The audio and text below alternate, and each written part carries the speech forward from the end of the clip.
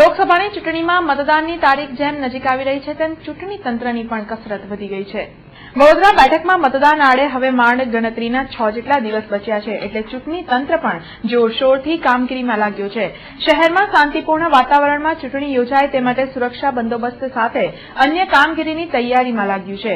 મુખ્ય જિલ્લા ચૂંટણી અધિકારી doctor Vinod Rao, general observer SN પ્રસાદ સહિત અધિકારીઓ તેમજ રાજકીય પક્ષોના પ્રતિનિધિઓ ઉમેદવારોના એજન્ટો સાથે એક બેઠક યોજી હતી, જેમાં શહેરના સંવેદનશીલ મતદાન કેન્દ્રો વિશે ચર્ચાઓ કરવામાં આવી હતી. શાંતિપૂર્ણ મતદાન થાય તે માટે અગાઉ જે મતદાન કેન્દ્રો વિવાદોમાં હતા તે કેન્દ્રો વિશે પણ વિસ્તૃત ચર્ચા કરવામાં આવી હતી. શાંતિપૂર્ણ રીતે મુક્ત અને ન્યાયી વાતાવરણમાં ચૂંટણીના દિવસે મતદાનની પ્રક્રિયા સંપન્ન થાય એ દિશામાં ખૂબ ઝીણવટપૂર્વક માઇક્રો પ્લાનિંગ કરી રહ્યા છે. સિક્યુરિટી પ્લાન ફાઇનલાઇઝ કરવામાં આવ્યું છે. સાથે સાથે સંવેદનશીલ એટલે વલ્નરેબલ લોકેશન્સ અને ક્રિટિકલ પોલિંગ સ્ટેશન્સના ફાઇનલાઇઝેશનની પ્રક્રિયા ચાલુ છે.